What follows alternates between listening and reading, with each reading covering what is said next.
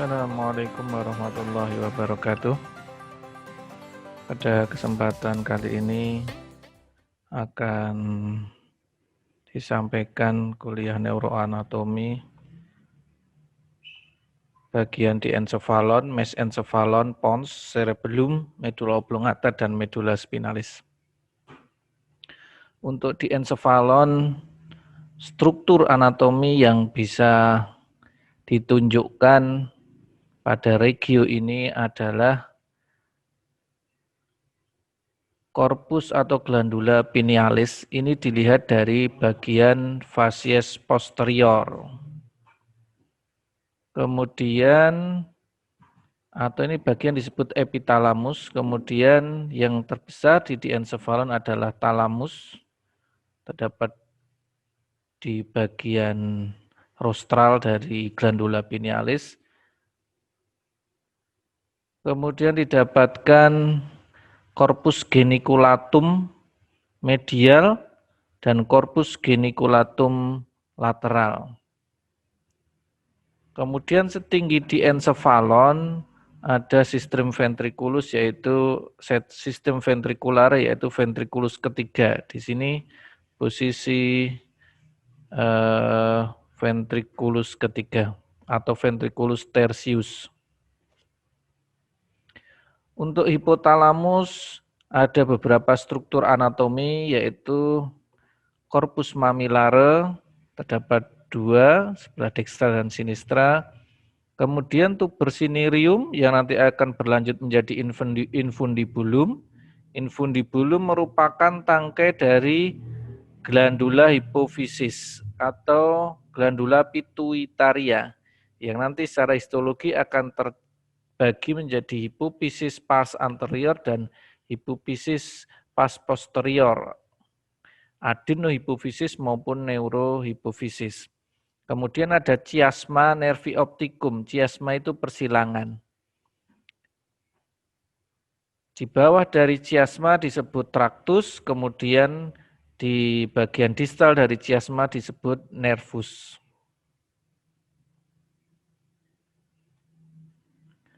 Kemudian mesencephalon, struktur anatomi yang bisa ditemukan adalah pedunculus cerebri atau penyangga cerebri yang bagian anterior, disebut juga tegmentum. Ini pedunculus cerebri dextra maupun pedunculus cerebri sinistra. Kemudian bagian posterior ada 4 penonjolan, yaitu corpora quadrigemina yang sepasang namanya colliculus superior, yang bagian sepasang inferior namanya colliculus inferior. Kemudian kalau ini dilakukan pemotongan akan ditemukan sistem ventrikular, yaitu aqueductus cerebri. Kemudian di sini muncul radic nervus oculomotorius dan radic nervus trochlearis. Kemudian didapatkan formatio reticularis, nucleus ruber, dan substantia nigra. Ini substantia nigra, ini nucleus ruber, kemudian ini adalah aqueductus cerebri yang menghubungkan antara ventriculus tertius dan ventriculus quartus. Kemudian kita masuk pons.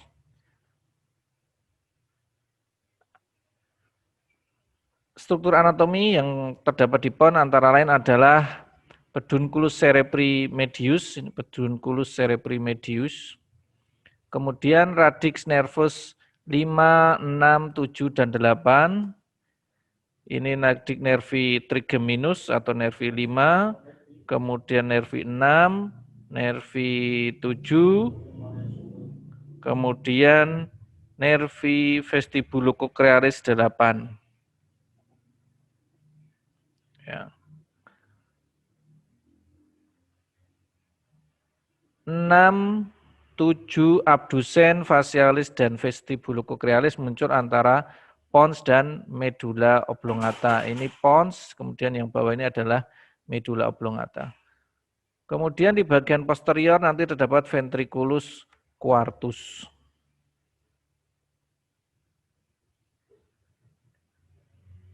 Cerebellum, struktur yang anatomi yang bisa diamati adalah vermis bagian medial dan hemisfer cerebellum di bagian lateralnya. Ada lobus anterior, paleocerebellum, kemudian lobus posterior, neurocerebellum, dan lobus floculonodularis, archicerebellum. Nukleus-nukleus yang terdapat pada cerebellum adalah dentatus, fastigii, emboliformis, dan globosus. Cerebellum berhubungan dengan struktur-struktur anatomi lain melalui pedunculus cerebri superior, media, dan inferior. Medula oblongata, struktur anatomi yang terlihat adalah visura mediana anterior, terdapat di facies anterior. Di sebelah lateralnya adalah piramis, dextra dan sinistra. Kemudian oliva juga dextra maupun sinistra. Kemudian agak sedikit ke bawah ditemukan penyilangan namanya decussatio pyramidum. Di sini merupakan penyilangan 2/3 tractus corticus spinalis. Yang sinistra menyilang ke dextra, yang dextra menyilang ke sinistra. Decussatio pyramidum. Di bawah decussatio pyramidum dikenal nanti namanya medula spinalis kalau dia sudah melewati foramen occipitalum magnum. Kemudian yang nampak adalah radik nervi tadi 8, perbatasan antara pons dan medula oblongata. Kemudian di medula oblongata ada glossopharyngeus 9, vagus 10, accessorius 11, ini di belakang dari oliva. Sedangkan yang di sulcus antara piramis dan oliva adalah nervus hypoglossus.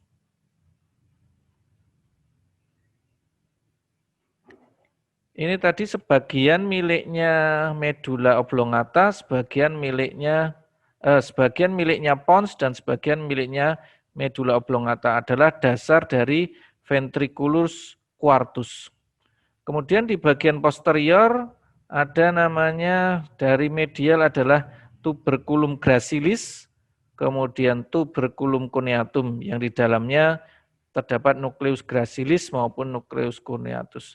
Radik nervus 12 tadi sudah di bagian paling ventral, kemudian 9, 10, dan 11 di agak ke dorsal. Nukleus-nukleus yang terdapat pada medula oblongata adalah nukleus nervi hypoglossus, nukleus vagus, nukleusnya nervus 9, yang ada vestibularis dan ambigus, kemudian ventriculus quartus. Medula spinalis dikatakan sebagai medula spinalis kalau dia sudah keluar dari foramen occipitalum magnum, mengisi canalis vertebralis. Ini canalis vertebralis. Jadi dia berada dalam canalis vertebralis sampai nanti berakhir sebagai conus medularis vertebralum setinggi vertebra lumbal 1 atau lumbal 2. Bentuknya seperti kerucut. Kemudian dia berlanjut menjadi satu jaringan ikat, tidak ada jaringan sarafnya, yaitu filum terminale yang nanti akan melekat pada coccygeus. Kemudian serabut-serabut nervi spinalis yang berada mengiringi filum terminale disebut sebagai cauda equina. Ada visura mediana anterior, sulcus medialis posterior, canalis centralis adalah lubang yang berisi LCS pada bagian medula spinalis. Ada namanya pembesaran intumescensio, jadi pada bagian cervical ada intumescensio cervicalis dan pada bagian lumbal namanya intumescensio lumbalis, di mana awalnya pertumbuhan secara embriologi sistem saraf dan sistem muskuloskeletal itu bersama, tetapi dalam perkembangannya sistem muskuloskeletal lebih berkembang lebih pesat sehingga terjadi bentukan yang tidak sepanjang mengisi kanalis vertebralis sehingga terdapat penebalan atau pembesaran pada lumbal karena banyaknya serabut saraf yang keluar dari sana, demikian juga pada servikal. Dari medula spinalis keluar 31 pasang nervi spinalis. Dari kornu anterior nanti ada radik motorik dan dari kornu posterior ini radik dari posterior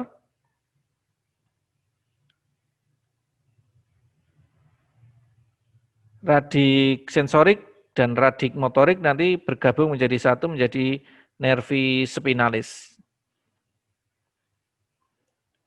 Substansia grisia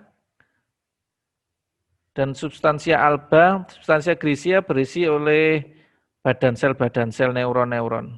Sedangkan substansia alba berisi akson dari neuron.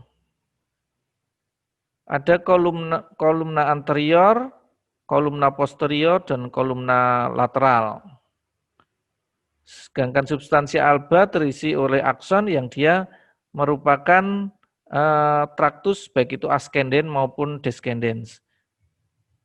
Ada traktus corticospinalis yang descendens, ada traktus spinocorticalis yang ascendens atau spinothalamikus. Di sini terdapat proyeksi gambaran penempatan dari traktus-traktus tersebut. Bisa kita gambarkan sebagai satu contoh. Ini terlihat konus medularis setinggi lumbal 1 atau lumbal 2. Kemudian ini sebagai berlanjut menjadi filum terminale. Di sini terisi cauda equina, serabut-serabut saraf yang nanti keluar setinggi masing-masing foramen intervertebrale. Kita lihat ini adalah fungsi motorik inisiasi gerak yang muncul dari korteks presentralis, kemudian dia dibawa oleh misalkan serabut kortiko dari korteks menuju spinal, kortikospinalis. Dia akan melewati dari korteks, ini termasuk serabut yang proyeksi karena dari tingkat yang tinggi ke tingkat yang jauh lebih letaknya. Dari korteks melewati kapsula interna ini adalah setinggi pada ganglia basalis, kemudian turun di mesencephalon melewati pedunculus cerebri bagian anterior, kemudian turun ke pons, kemudian turun menyilang di sini di Cusatio pyramidum, 2/3 akan menyilang, sedangkan yang 1/3 turun ipsilateral, nanti pada setinggi struktur yang akan diinervasi baru dia akan mengalami penyilangan kontralateral.